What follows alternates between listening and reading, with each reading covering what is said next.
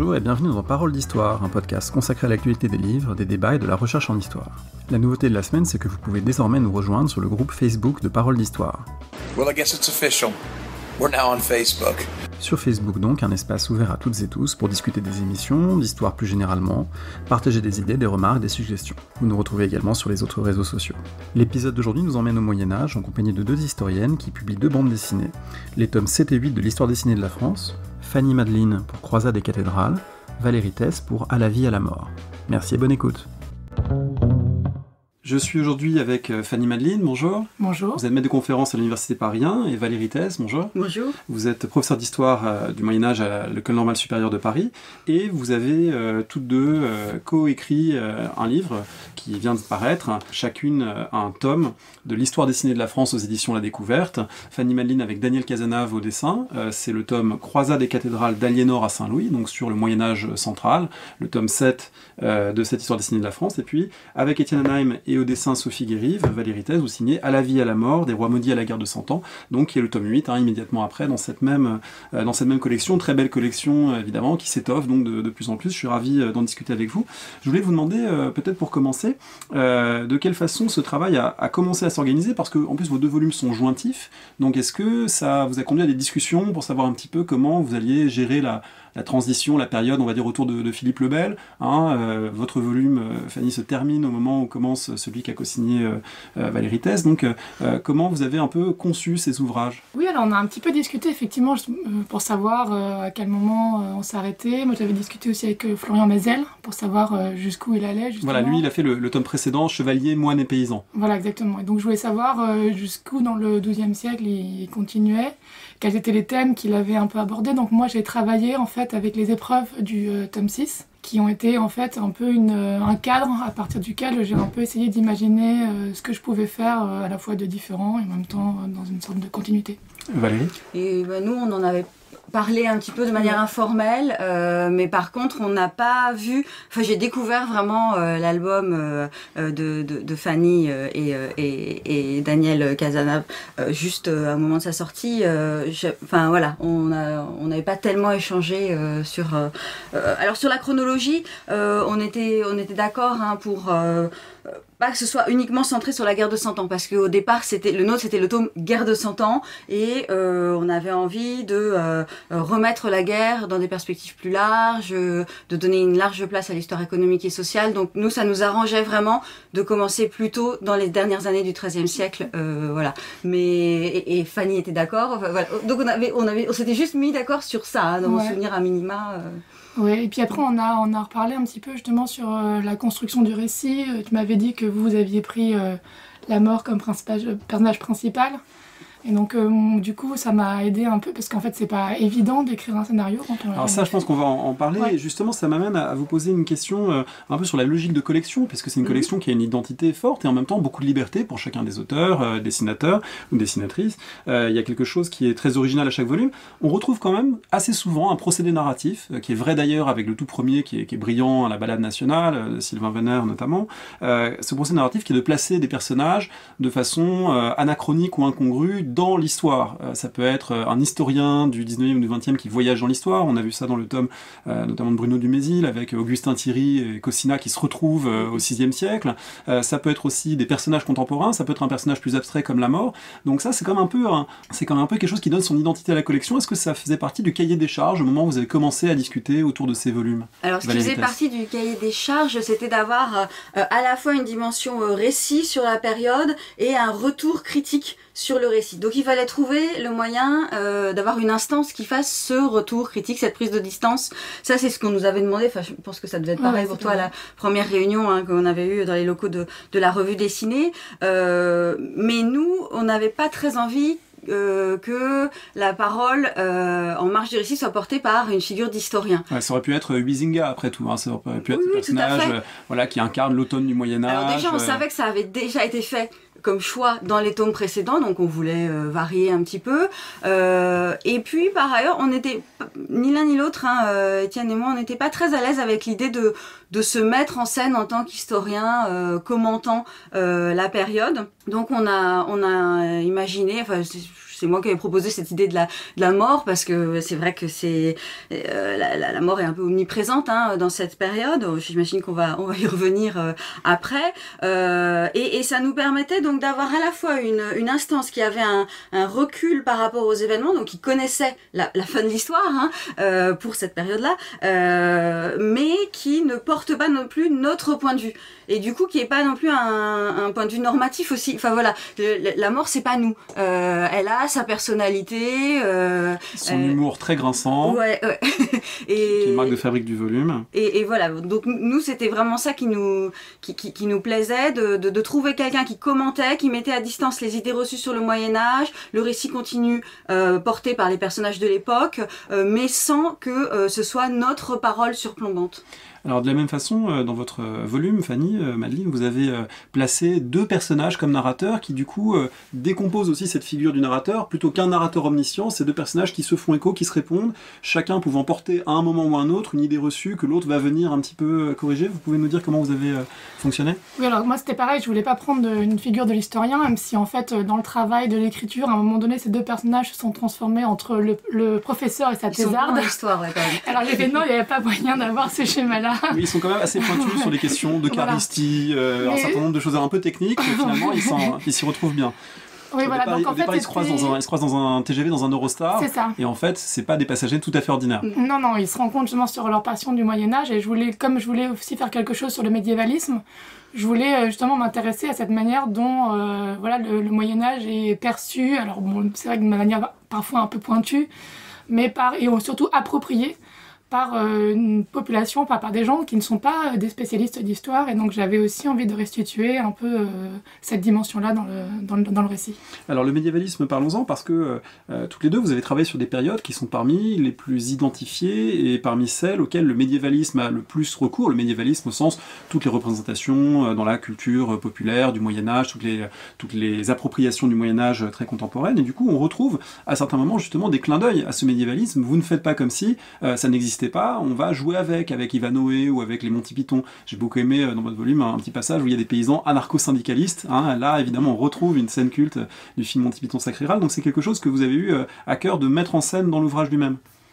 Oui, en fait, alors après, il a fallu négocier entre les petites blagues comme ça de référence qui faisaient vraiment trop private joke, donc il y en a beaucoup qui ont sauté. Mais c'était vraiment, l'idée c'était de s'inspirer de la culture médiévaliste, qui est en fait la culture principale de ces 2 protagonistes. Et puis en fait de voir en fait comment le médiévalisme peut aussi amener à une histoire médiévale qui soit une histoire médiévale exigeante et scientifique, et que c'est pas forcément 2 univers déconnectés, et qu'au contraire il faut contribuer à créer des passerelles. C'est important. Donc moi c'était un peu le message qui était un peu sous-jacent à ce récit-là, c'est-à-dire en fait, oui, il faut incorporer sans forcément les rejeter, mais en même temps tout en les critiquant, toutes ces appropriations populaires du Moyen-Âge. Alors il me semble que dans votre volume Valérité, c'est un petit peu moins présent cette dimension, mais en revanche, il y a une interrogation sur les représentations qu'on a de cette période, notamment lorsque vous évoquez la peste noire, qui est évidemment centrale dans l'ouvrage et dans la période, donc 14e, 15e. Vous l'évoquez en montrant que finalement, on ne sait pas forcément comment la représenter, ou la façon dont on se la représente, elle est plus tardive, elle n'est pas exactement celle des contemporains. Vous mettez en scène la mort, qui elle-même ne sait plus trop, ne se souvient plus de quelle façon il faudrait visualiser cela. C'est quelque chose que vous avez voulu montrer également ? Alors juste pour revenir à la question du médiévalisme, en fait, alors c'est peut-être trop discret, parce que Fanny a fait le choix de faire un dossier carrément sur le médiévalisme dans son volume. Oui, puis dans les dessins, il y a même la couverture d'Ivanhoé à un moment, ouais, c'est très explicite. Mais en réalité, c'est omniprésent. Il y a quelques plaisanteries sur Game of Thrones, sur les rois maudits, pour du médiévalisme un peu plus ancien. C'est vrai que la figure même de la mort... Il y a la mort qui dit les rois maudits, pour moi c'était les rois bénis. Voilà, parce qu'ils meurent tout le temps. Donc c'est des clins d'œil en fait à des jalons du médiévalisme, et la mort elle-même, dans son apparence même, et puis l'idée, moi, m'est venue à cause du 7e sceau. Enfin, donc on peut considérer aussi que le film de Bergman fait partie du médiévalisme. Donc je pense que c'est quand même très présent en réalité dans la BD, même si on n'a pas effectivement choisi de développer une réflexion là-dessus. De fait, parce que peut-être on trouvait aussi que ça rentrait dans des débats peut-être un peu complexes, un peu techniques. C'était un pari. Moi, j'ai trouvé qu'il était réussi dans votre album, mais c'était pas évident en fait. C'est-à-dire que dans ma période, il y a quand même toute cette histoire des Templiers. Bon, alors vous avez le procès, mais il y a les croisades, les cathédrales, c'est quand même tout un imaginaire qui est très très présent dans ce médiévalisme. Et je pense qu'en fait, c'était peut-être la période dans laquelle ça se prêtait le mieux de travailler cette question-là. Plutôt que les autres périodes. Et nous, c'était pas pour dire qu'on voulait mettre à distance, mais au contraire, ces clins d'œil servaient à montrer que quand on fait un travail d'historien, c'est pas la même chose évidemment que un travail de fiction qui s'appuie sur le Moyen-Âge, mais qu'on pouvait être historien et amateur aussi de ce type de fiction-là. Enfin, nous, on les apprécie beaucoup en général, et sans se demander en plus en permanence, est-ce que c'est fidèle, pas fidèle. Voilà, c'est un autre registre d'expression, de création, et qui est très légitime. Alors sur la peste noire, effectivement, on a voulu mettre en avant le fait que paradoxalement on n'a pas énormément paradoxalement non, pas paradoxalement en fait, mais on n'a pas énormément de témoignages contemporains sur ce qu'a représenté pour les acteurs la violence de l'épisode de la peste. Il y a plein évidemment de témoignages indirects, des sources administratives qui s'arrêtent brutalement, des gens qui sont remplacés à un rythme effréné, les officiers, on n'a pas le temps d'en nommer de nouveaux, qu'on voit qu'ils sont remplacés par un autre.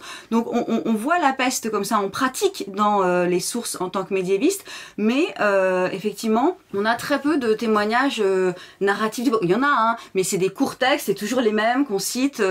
Disons que par rapport à l'ampleur, le prologue du Décameron. Voilà, et du coup c'est effectivement souvent un petit peu plus tardif. Et alors pour les représentations figurées, encore plus, les enluminures effectivement célèbres du Décameron, elles sont souvent réalisées largement après la période. Et ça, on a voulu insister dessus parce que ça montre l'ampleur de la désorganisation sociale, de la sidération des gens face à cet événement. Voilà. Et du coup, en travaillant aussi sur ces images, ces clichés du Moyen-Âge, est-ce que vous aviez en tête le type de lectorat qui pouvait découvrir ces livres? Avec quel lecteur vous avez pensé dialoguer? Parce qu'on voit qu'il y a évidemment des formes de clin d'œil, de connivence avec des gens, par exemple, qui auraient vu Game of Thrones ou les Monty Python. Et puis, il y a quand même aussi une dimension, puisque c'est de la bande dessinée, ça veut donc dire que c'est nécessairement un autre registre que les livres savants que vous pratiquez habituellement, donc qui a une dimension de simplification, de vulgarisation, de rendre accessible un certain nombre de choses. Donc, comment vous avez conçu un petit peu la réception, le lectorat de votre travail? Oui, alors en fait, moi, quand j'ai travaillé avec le volume de Florian Mazel, c'est vrai qu'il avait un niveau de densité et d'apport, de connaissances qui était vraiment très élevé et que moi, je voulais un petit peu dédensifier. Donc, je m'étais dit, essayer de faire quelque chose un petit peu, peut-être déjà moins construit, puisqu'il avait construit son volume en différents chapitres avec des parties, des sous-parties. Et donc avec quelque chose de très construit. Et ce que je voulais faire en plus, moi, c'était apporter une dimension un peu plus pour des gens qui voudraient juste lire la BD et qui en fait capteraient pas forcément les petits détails d'histoire médiévale, mais qui en fait arrivent quand même à sortir avec des choses et puis en fait et à prendre du plaisir à la narration, à l'évocation. Voilà, qui est quand même un fil conducteur tout au long du récit. C'est ce que j'avais en fait trouvé bien dans la balade nationale, le premier volume, c'est le côté, on les prend au début, les personnages, et puis on les quitte à la fin. Et après, j'avais trouvé ça très entraînant, et du coup, j'avais pris un peu le même. Ça marche très bien. Moi, c'est des volumes évidemment que je vais conseiller, y compris à des élèves et des étudiants, parce que en fait, c'est des très bonnes introductions. De votre côté, Valérie Tess, cette dimension du lecteur auquel vous avez pensé à lui, il me semble, aussi en faisant passer beaucoup d'humour dans votre texte, en cherchant à l'accrocher, aussi avec des éléments contemporains qui viennent un petit peu comme ça, pas heurter, mais qui font un contrepoint au Moyen-Âge. Il y a tout un passage dans une cité où finalement la mort vient compter aux jeunes des cités comment ça se passait au Moyen-Âge. Donc là, il y a toute une série de décalages sur lesquels vous avez travaillé. Alors, le public, on y a pensé aussi en rapport avec une expérience précédente qu'on avait fait dans le domaine de la bande dessinée, parce qu'avec Étienne Anheim, on avait déjà travaillé sur plusieurs volumes de la collection Glénat Fayard. Donc, plus classique. Plus classique, voilà. Et qui visait un public donc centré autour de grands personnages, Alors nous, il se trouve que c'était des souverains, mais dans la collection, c'est pas forcément des souverains. Donc des rois de France, nous, dans l'occurrence. Et là, le public était explicitement celui d'enfants, préadolescents, adolescents, voilà, avec une dimension très pédagogique. On avait envie, avec cette BD-là, de faire autre chose, de s'adresser à un public plus adulte, en fait, et en pensant à deux types de publics différents. Un public qui se moque un peu de l'histoire médiévale, mais qui est pas contre, voilà, faire un peu d'histoire de manière agréable, et dont on pensait que peut-être ce public-là lirait éventuellement que le récit en BD, aurait pas envie d'emblée de se plonger dans le dossier pédagogique. Et puis, d'un autre côté, chez les adultes, un public qui avait déjà des connaissances, et du coup, qui pouvait jouer avec nous autour des petites références, des blagues, et ensuite approfondir avec le dossier pédagogique. Et voilà, en se disant, on espère que ça peut plaire à des types de personnes très différents, mais c'est vrai que c'est quand même un public, à mon avis, déjà plutôt d'adultes, parce qu'il y a des tas de blagues qui sont à destination de ce public-là. Qui sont un peu grinçantes, mais c'est ça qui fait le charme de ce volume. En fait, l'intérêt aussi de cette écriture-là, c'est d'arriver justement à avoir un récit où il y a différents niveaux de lecture. À la fois, on essaie de s'adresser à des personnes qui ne sont pas spécialistes du Moyen-Âge, et en même temps, on a envie, nous, de se faire plaisir et de parler à nos collègues. Et donc, du coup, d'arriver à mêler ces deux registres-là. Et c'était un peu la difficulté de... Et puis le choix du quartier, vraiment se balader dans la ville, et puis à plusieurs reprises, on a vu que ça tournait, qu'il y avait des moments où on tournait autour de Saint-Denis, sépulture royale, sépulture de Duguesclin. Donc on s'est dit, pourquoi pas aller au bout, et plutôt que de faire une ville contemporaine anonyme, placer le récit à Saint-Denis. C'était un petit clin d'œil sympa, et alors moins en fait à une banlieue difficile que à la banlieue en général, parce que nous, Étienne et moi, on vit en banlieue, dans une autre banlieue, à Nanterre, mais on aime ça.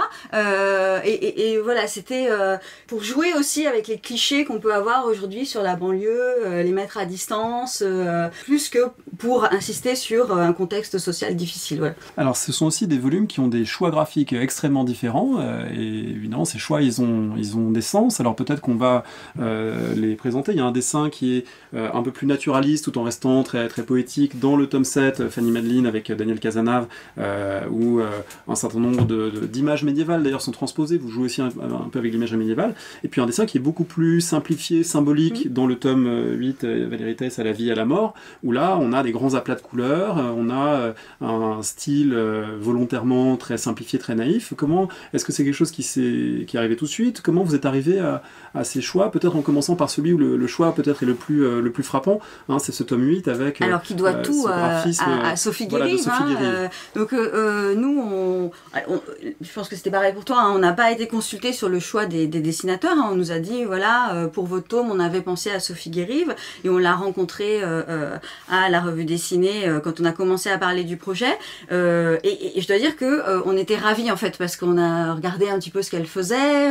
Elle a fait un très bel album, déjà sur des représentations médiévales, puis même d'ailleurs dans d'autres de ses albums sur les batailles, il y a souvent une inspiration qui vient du Moyen-Âge, avec des dessins alors qui ont un trait très simple, très épuré, ou dites naïf, mais qui en fait sont très complexes souvent dans leur construction. Et donc, moi personnellement, j'adore ce dessin-là. Donc elle a vraiment été, c'est elle qui s'est exprimée, c'est son style à elle, et auquel on adhérait tout de suite d'emblée. Alors après, à l'intérieur de ce style, il faut savoir effectivement, vous disiez tout à l'heure, juste quand on est arrivé, qu'il y avait pas beaucoup de caractère dans les bulles. Ça, c'est vrai que ça a fait partie des éléments de négociation avec Sophie Guérive, parce que elle est adepte d'un mode de narration en BD avec très peu de texte. Donc dès qu'on faisait des phrases un petit peu trop longues, avec des incises et tout ça, elle disait, ah non, moi, de toute façon, je ferai pas une bulle de cette taille-là, ça marchera pas. Donc, elle nous a poussé à densifier le propos, d'où aussi le choix très net du jeu sur l'ironie, les petites blagues, parce que ça permet de faire passer les choses de manière très rapide, avec peu de caractère. Et puis l'autre chose sur laquelle on a négocié, et là c'est plutôt nous qui l'avons influencé, c'est la question des couleurs. Parce qu'au départ, elle avait fait des premières propositions de couleurs, alors avec des aplats assez vifs, mais des couleurs qui nous paraissaient vraiment jurées par rapport à la période médiévale, pas mal de tons fluo, orange fluo, vert fluo, et donc là on s'y retrouvait pas. Et alors pendant tout le travail sur la BD, on avait échangé autour du récit, mais aussi autour de documents. On lui avait fait passer des enluminures, des photos de fresques, voilà. Et du coup, c'est autour des traits régisseurs du duc de Berry qu'on s'est mis d'accord, parce qu'on s'est dit après tout, puisqu'on n'est pas dans un référentiel réaliste, pourquoi ne pas adopter un code couleur qui est celui d'enluminure de l'époque concernée, en l'occurrence les traits régisseurs du duc de Berry. D'où le fait que tous les toits des maisons sont bleus, comme dans les traits régisseurs. Donc c'est pas réaliste, mais en même temps ça dit aussi quelque chose du Moyen-Âge au sens des représentations qui étaient, des codes de représentation qui étaient utilisés au Moyen-Âge. Moi personnellement j'ai trouvé que ça marchait bien. Après ça sera au lecteur de dire, mais voilà, comme on a un peu bossé. Alors de votre côté, comment s'est fait le travail avec Daniel Casanave, Fanny Madeline? Est-ce que vous êtes mis d'accord également sur des modes de représentation, des façons de montrer le Moyen-Âge? Alors en fait, moi je lui ai envoyé effectivement beaucoup d'images de la période en prenant des manuscrits du XIIe, XIIIe siècle, etc. pour qu'il ait un peu, il fasse son imaginaire. Et puis après c'est lui qui a décidé en fait d'importer complètement ces images dans la BD. Par ailleurs, lui, il avait été choisi par la revue dessinée parce que justement il aimait bien, il avait ce dessin-là qui permettait de dessiner les cathédrales dans tous leurs détails, dans toute leur puissance. Et donc du coup, c'était un petit peu, je pense, le choix qui avait été fait par la revue dessinée pour ce volume-là. Après, pour les couleurs, c'est aussi quelque chose qui avait été négocié, mais finalement qui n'a pas été mis en place. C'est que comme entre le XIIe et le XIIIe siècle, il y a un changement très net de couleurs de manuscrits. On est plutôt dans les rouges, les verts, les ocres au XIIe siècle, alors qu'au XIIIe siècle, on voit apparaître le bleu, l'or, des couleurs beaucoup plus chatoyantes. Et comme justement mon récit en fait est complètement discontinu, je m'étais dit ça aurait pu être un moyen de raccrocher visuellement le lecteur à la période concernée. Et finalement, en fait, c'est quelque chose qui n'a pas été... c'était trop complexe, finalement, à mettre en œuvre. Et donc, on a laissé tomber cette proposition de colorisation. Mais moi, je suis tout à fait contente du résultat, de toute façon. Alors, ce dessin un peu plus réaliste, effectivement naturaliste, moi, ce qui m'a beaucoup frappé en le lisant, c'est notamment les dessins de paysages, les entrées de ville. On est souvent au seuil d'une ville, parce qu'on va y revenir peut-être, le plan est peut-être plus géographique que chronologique, donc on va d'un endroit à un autre. Et très souvent, on voit ces villes médiévales avec un regard différent, puisqu'on est habitué à les voir soit très simplifiés sur des enluminures ou des sceaux urbains, soit sur des plans donc à la verticale. Là, vous les montrez finalement à vue d'homme, en arrivant devant une poterne fermée, en arrivant devant un pont en construction, et donc il y a une certaine puissance qui se dégage de ces paysages du Moyen-Âge. C'est quelque chose sur lequel vous avez travaillé ou insisté? Alors ça, c'est vraiment quelque chose qui a beaucoup apporté Daniel, c'est-à-dire qu'en fait lui, c'est vraiment sa représentation justement qu'il avait des villes. Il avait envie de beaucoup dessiner ce genre de paysages urbains. Moi, j'ai fait des petites propositions, par exemple sur la construction du pont. J'ai dit là, ça serait intéressant justement de faire un pont en construction pour pouvoir introduire cette dimension-là. Donc moi, j'ai apporté des petites touches sur côté un peu réaliste ou apporter une information supplémentaire. Mais c'est vraiment lui qui a fait en fait. Moi j'ai fait un scénario et en fait dans le scénario il y avait beaucoup de choses compactes et finalement lui il a rajouté toutes ces images où il n'y a pas de discussion, où on les voit juste en train de faire leur pèlerinage. Et là c'était complètement lui qui a apporté son imaginaire de la période, et je trouvais ça bien parce que justement c'était une manière dont lui en tant que dessinateur du XXIe siècle se représente ces paysages. Et ça n'avait rien de complètement irréaliste. Alors paysage, personnage, ce sont des choses qu'on doit représenter à partir du moment où on passe au visuel, au dessiné. Pour des historiennes qui sont plus habituées à écrire qu'à dessiner, est-ce que ça vous a posé des problèmes? Est-ce qu'il y a des choses où vous dites « ça je sais pas comment le montrer » ou « ça je ne sais pas à quoi ça ressemblait » Avec Elisabeth Lucet, il y a quelque temps, on parlait du nom de la rose et du fait que certains des conseillers historiques, lorsque Jean-Jacques Hano leur demandait mais finalement où s'assied l'abbé lorsque on est au monastère, en fait certains, ils avaient beau avoir travaillé depuis 20 ans sur les abbayes, ne savaient pas exactement certains types de détails très particuliers dont on a besoin moyens pour les rendre visibles. Est-ce qu'il y a des choses, vous vous êtes posé la question de comment je le représente, comment je le donne à montrer, ou je ne sais pas comment le représenter? Alors c'est une question qu'on s'était beaucoup posée avec Étienne Hanheim sur les BD précédentes, les Glénat Fayard, puisqu'ils avaient fait le choix d'un mode de représentation dit réaliste entre guillemets, alors qu'il n'est pas vraiment réaliste, mais et du coup là il y avait beaucoup de travail de documentation et là à l'inverse justement comme on est vraiment dans l'imaginaire de Sophie Guérive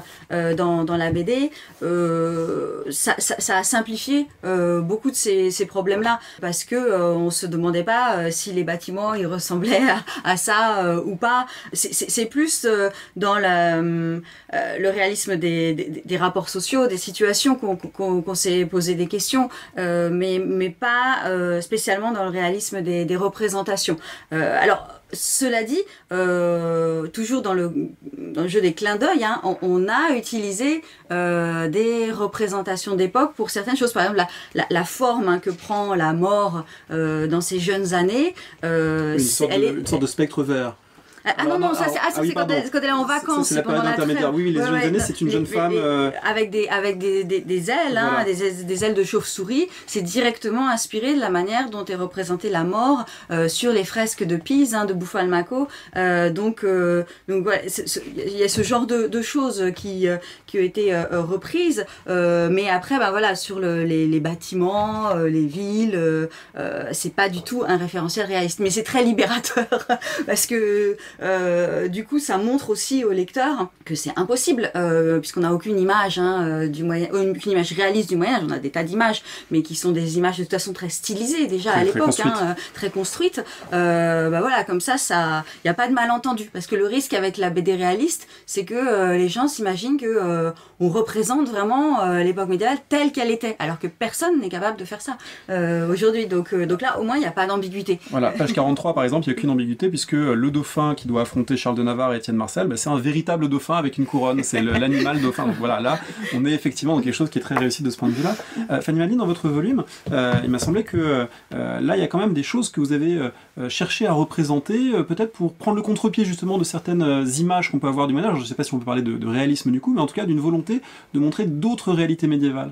Je pense à une double page qui m'a beaucoup frappé, c'est celle où on voit des gens qui se baignent et des gens qui vont au bain en ville. Une très belle double page avec la nudité, avec des gens qui se lavent, et quelque chose qu'on n'associe pas au Moyen-Âge, puisque généralement on pense que, le corps était frappé d'un tel interdit que la nudité n'existe pas, et deux, l'Église aurait imposé de ne jamais se laver, et que c'est dans l'imaginaire collectif la période la plus crasseuse qu'on puisse imaginer. Là, vous faites une double page pour montrer exactement l'inverse. Alors, c'est quelque chose à quoi vous avez tenu en faisant ce livre? Oui, en fait, dans le cahier des charges, on en parle au départ, c'était justement ça, un peu déconstruire les préjugés, les faux préjugés ou les images un peu fausses qu'on a de la période médiévale.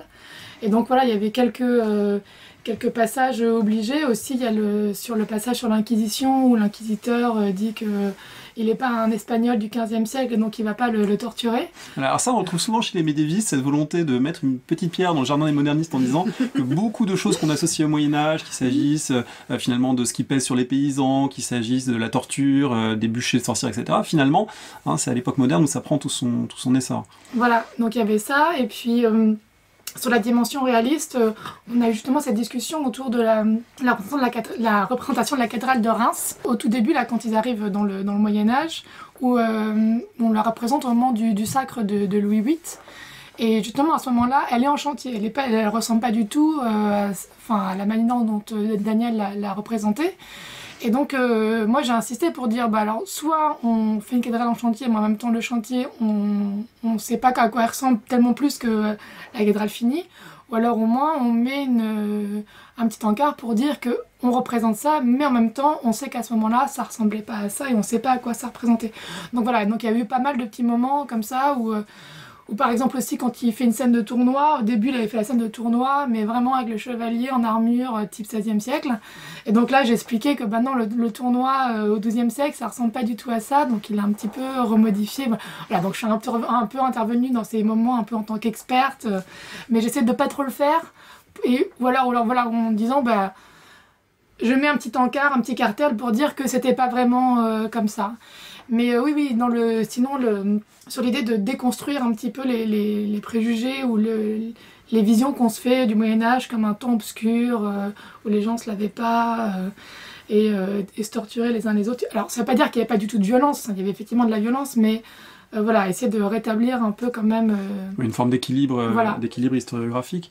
Alors ce travail historiographique, il se sent aussi en voyant le plan du livre, puisque initialement on est plutôt avec Philippe Auguste, on a une belle carte du royaume, on montre les conflits avec les Plantagenets, etc. On se dit on est parti pour quelque chose de très classique, une belle narration, une carte, les batailles, Bouvines, et puis là, tout bascule, puisqu'on se rend compte qu'en fait, on va complètement perturber la chronologie. Au lieu de suivre un plan chronologique, on va revenir en arrière, aller dans le futur, et en fait, on suit des personnages qui se déplacent, et c'est beaucoup plus un voyage dans l'espace médiéval qu'un voyage linéaire dans le temps.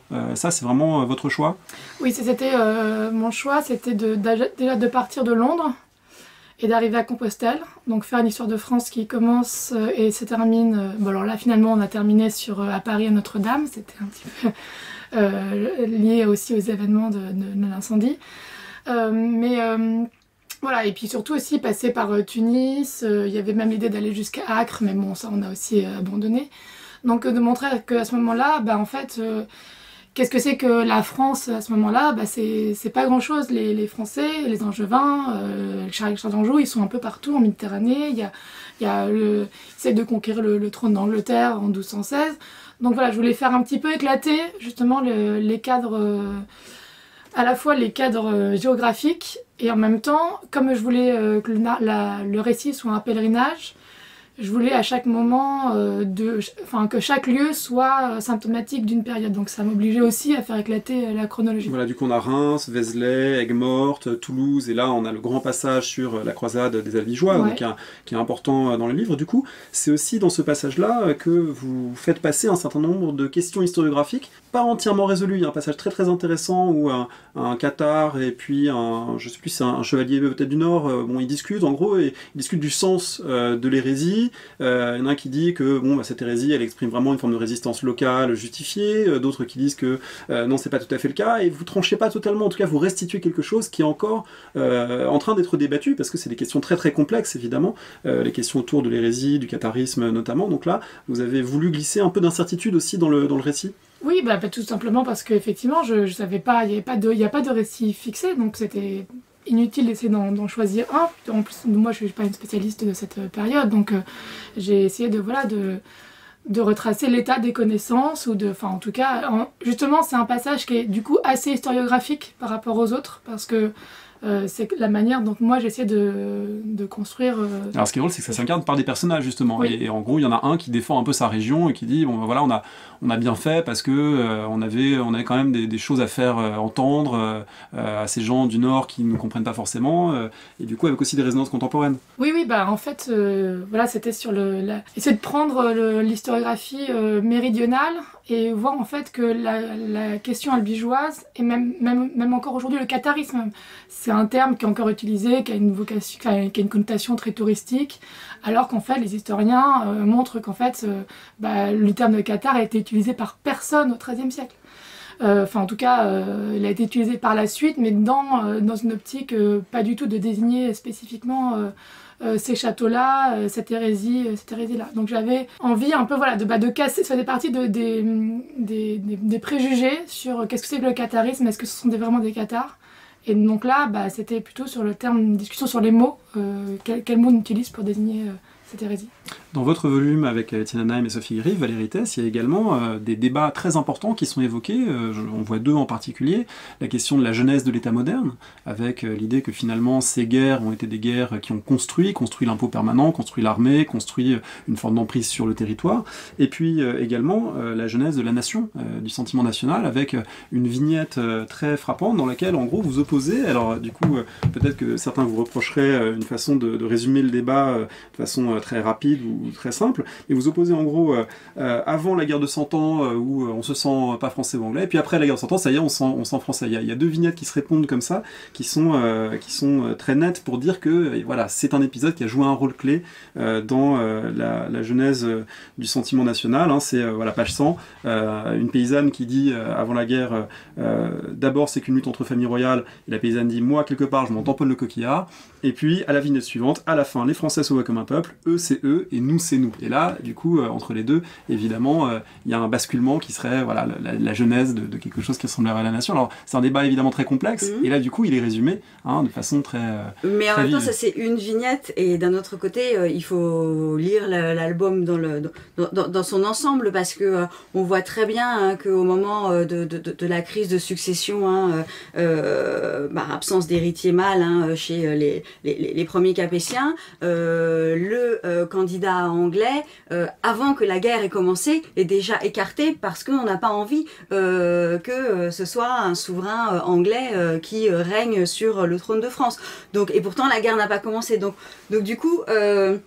Ça prouve que c'est pas seulement la guerre qui crée ces distinctions entre les royaumes. Et d'un autre côté, alors j'espère, peut-être après, peut-être qu'on n'a pas réussi à le faire passer, mais il y a quand même dans le dossier pédagogique, je crois qu'on explique quand même que c'est vraiment les prémices d'une forme d'identification de nation française, anglaise, mais que, c'est pas parce qu'on commence à sortir de l'idée que la nation c'est seulement une réalité régionale pour pouvoir englober tout le peuple qui se bat derrière un même roi, quoi, en gros, que ça y est, la nation c'est quelque chose de construit, d'important pour les gens au quotidien. C'est pas du tout ça qu'on a voulu. Non, mais je précise bien ma question qui est pas du tout évidemment un ordre critique pour dire que ce serait trop simple, mais vous avez fait le choix de le traiter et vous avez le choix d'aborder cette question et d'aborder la question de la jeunesse de l'État moderne en disant voilà,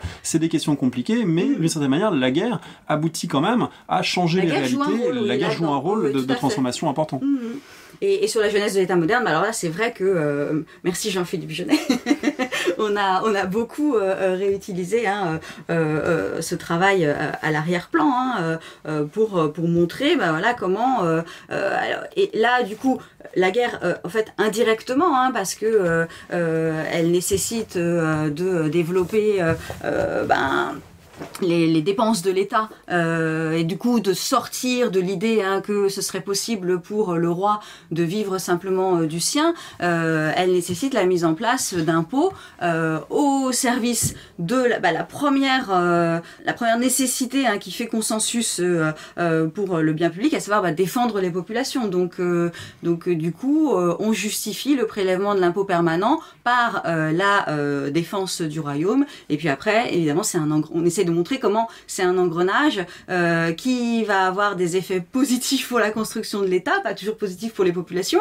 mais... Voilà, la mort se réjouit beaucoup quand même de tout ça, parce qu'évidemment la mort ça lui apporte quantité de gens à faucher. Parmi les éléments que vous montrez dans ce tome également, il y a les conséquences non seulement de la peste, mais la peste finalement n'est pas la première manifestation de la mort dans le livre. Vous montrez très bien comment dès la fin du XIIIe siècle, le début du XIVe siècle, dans un monde plein, les crises économiques commencent à arriver, des mécanismes économiques viennent perturber le cours des choses, et je trouve avec une grande économie de moyens, il y a des vignettes qui montrent la détresse des populations, qui ne comprennent pas pourquoi il y a plus rien à manger, pourquoi les prix ont augmenté. Il y a des passages qui sont, même avec ce dessin très simple, qui sont très poignants sur finalement qu'est-ce qui se joue dans une économie qui se transforme au début du XIVe siècle. C'est quelque chose aussi sur quoi vous vouliez insister. Oui, parce que l'idée c'est de montrer que les acteurs à l'époque n'ont pas conscience eux-mêmes des raisons pour lesquelles ils sont frappés par des crises. Alors la dimension climatique évidemment ça elle est évidente pour tout le monde, elle est incontrôlable mais on la comprend, mais après les moments importants de famine dans les villes qui sont liés à des difficultés d'approvisionnement et pas seulement à des difficultés de production et tout ça, les gens sont pas forcément capables de l'analyser sur le moment, d'autant moins que même les historiens eux-mêmes pendant très longtemps ont pas forcément été capables de l'analyser. C'est très récemment que on s'est mis à évoquer ces phénomènes de crise de croissance de l'économie de la fin du Moyen-Âge, parce que avant, alors on insistait déjà depuis le roi Ladurie sur le changement climatique.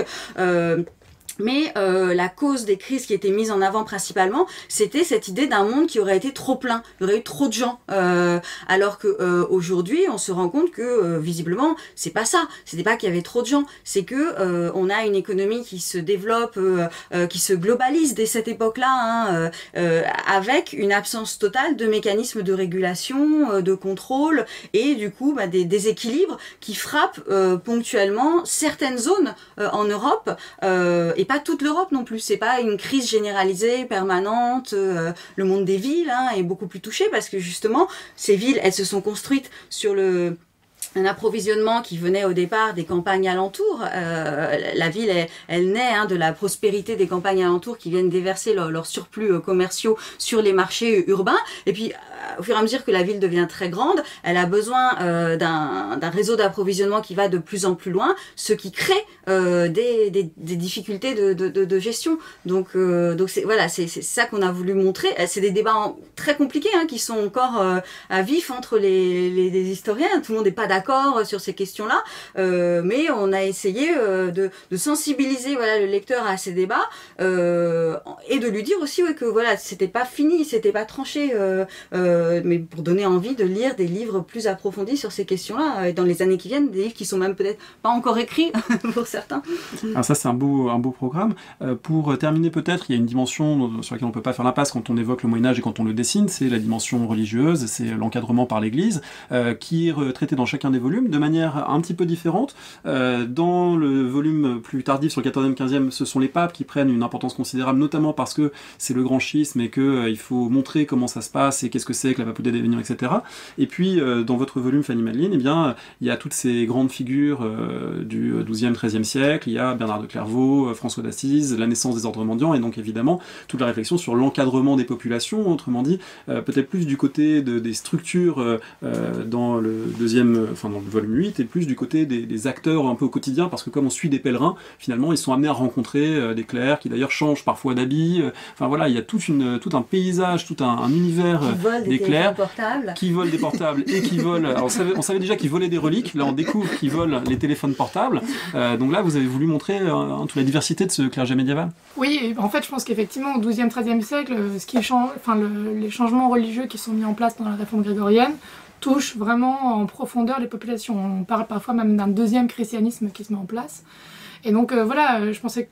Alors effectivement, il y a toute la construction de la théocratie pontificale qui est déjà présente chez Innocent III, mais je pensais que ce qui est le plus important, en fait, c'est aussi tous les effets de ce que Latran IV a produit dans la société, les changements par rapport au sacrement, par rapport au fait que le mariage doit être maintenant béni par un prêtre pour être légitime.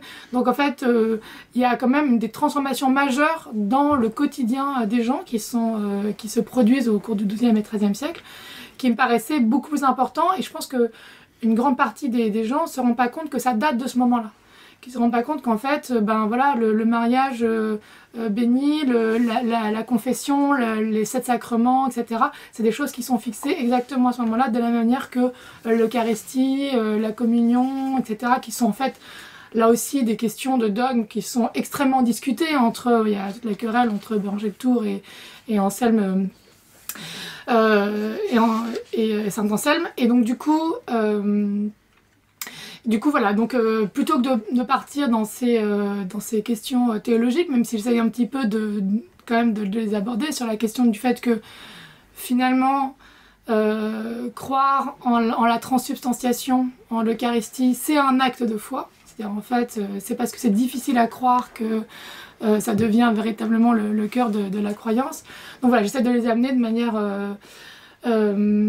assez simplifié et surtout voilà Alors, c'est de pas regarder tant voilà, simplifié que ça, hein, parce que je pense quand même que votre volume, comme je disais, on pourra quand même le donner à lire à beaucoup de gens qui découvrent l'histoire médiévale et qui vont avoir des solides bases sur cette période. On retrouve ces dimensions d'encadrement des populations, mais évidemment en lien avec la grande protagoniste, Valérie Thèse de votre ouvrage, qui est la mort, et donc on trouve ces flagellants, on trouve ces pénitences, on trouve ces testaments dans lesquels on demande à ce qu'il y ait des milliers de messes dites après sa mort, parce qu'évidemment ce christianisme des 14e, 15e siècle, il est marqué donc par les modifications qui touchent la papauté, puis aussi par ce rapport à la mort qui est très vous intense. avez répondu à vous-même à la question. C'est vrai que il y avait beaucoup de problèmes à aborder concernant la papauté dans cette période chronologique-là. La lutte entre Philippe le Bel et Boniface VIII, la papauté d'Avignon, le grand schisme, c'est des phénomènes majeurs hein, qui ont des conséquences pas seulement au sommet de l'Église, mais très directement ensuite hein, pour les populations. Donc on était obligé. Ça fait partie de l'histoire de France, en particulier la papauté d'Avignon. Exactement, on était vraiment obligé de l'aborder, mais après on n'a pas complètement laissé de côté les questions de l'encadrement parce que on a insisté sur le rôle qu'avait joué l'Église pour faire tenir la société au moment de la Grande Peste et sur effectivement les transformations des rituels à la fin du Moyen-Âge avec la montée hein, de l'inquiétude face au salut de populations qui sont saisies par la mort à des moments où elles ne s'y attendent pas, parce que évidemment tout le monde doit mourir, mais là les gens meurent de manière beaucoup plus violente, beaucoup plus précoce. Et en masse à partir de la Grande Peste, d'où une montée en puissance de l'inquiétude et qui est conjurée par une multiplication des rituels encadrant la mort. Donc voilà, on a essayé aussi d'insister sur ces dimensions-là pour essayer de rendre justice à l'ensemble des implications de l'action de l'Église dans cette société médiévale, pour toujours insister sur le fait que c'est pas un phénomène avant tout religieux, hein, que l'Église c'est une structure d'encadrement de l'ensemble de la société avec des implications politiques extrêmement importantes, voilà, que du coup il n'y a pas que des problématiques spirituelles derrière la question de l'Église à la fin du Moyen-Âge. On le voit, il y a vraiment matière à réflexion dans ces deux tomes, d'autant plus qu'on l'a dit, il y a des dossiers pédagogiques très bien rédigés qui les accompagnent en fin de volume. Il y a la bande dessinée et les textes qui permettent d'approfondir et une bibliographie comme il se doit, donc voilà, on en conseille la lecture. On a hâte de lire le tome 9, c'est la Renaissance. Donc là aussi, il y aura beaucoup sans doute d'idées préconçues à déconstruire et d'images et de représentations avec lesquelles jouer visuellement, donc ça, ce sera pour un peu plus tard. Merci à toutes les deux. Est-ce que vous avez pour finir peut-être un conseil de lecture que vous voudriez partager, bande dessinée ou autre, histoire médiévale ou autre, que vous voudriez partager au micro? Alors moi, si j'aurais envie de donner un conseil de lecture sur le médiévalisme, puisqu'en fait c'est quand même quelque chose dont on a parlé au début. C'est un ouvrage qui est publié en ligne, qui est l'ouvrage de Joseph Morcel et de Christine Ducourtieu sur l'histoire médiévale est un sport de combat. Et donc voilà, donc c'est un ouvrage qui est accessible, qui a été justement volontairement publié en ligne à disposition de tout le monde et qui en fait est une réflexion sur à la fois une réflexion sur les usages actuels de l'histoire médiévale et comment l'historien médiéviste peut réfléchir ou en fait doit avoir une réflexion sur les appropriations qui sont pas toujours inoffensives du Moyen-Âge aujourd'hui. Et puis une deuxième partie qui est vraiment, pour le coup, vraiment un essai d'histoire médiévale et qui justement reprend toutes ces questions de la construction par l'Église, de la construction sociale et du rôle de l'Église dans cette dynamique de l'Occident. Je sais pas. Non, parce qu'en BD, je pense qu'il faut retourner à des gros classiques, et pas seulement d'ailleurs écrits par les historiens. Il faut rendre hommage aussi au travail qu'ont fait tout un tas de scénaristes, de romanciers par le passé pour faire vivre aussi une BD historique. Je pense aux Passagers du Vent, par exemple. Je pense aux albums de Tardy. voilà, avec des travail de gens comme Denax. D'ailleurs, ça me fait penser que dans les derniers livres là que j'ai lus, que j'ai beaucoup apprécié, il y a je sais pas si vous avez vu, sorti chez Verdier récemment, un recueil de toutes les nouvelles de Didier Denax, enfin d'un grand nombre de nouvelles de Didier Denax sur l'histoire de France. En fait, des parties de livres qui prennent en charge des épisodes historiques de la France, de la fin du 19e siècle, hein, principalement à partir de l'époque de la Commune jusqu'à nos jours, voire même il y a un petit peu d'anticipation. Voilà, et je trouve que là on voit que il n'y a pas besoin d'être historien pour faire saisir des choses très importantes sur les mécanismes sociaux en jeu dans l'histoire. Donc je crois que le titre, ça doit être le livre noir de l'histoire de France, un truc comme, enfin. On mettra la référence sur le site. Voilà, faudra. Mais voilà. Merci à tous les deux.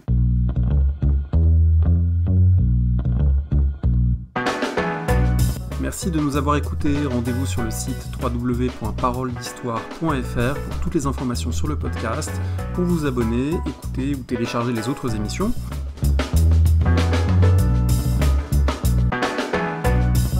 La discussion se poursuit aussi en ligne, notamment sur Twitter. Vous pouvez poser des questions @paroledist et à bientôt pour un prochain épisode.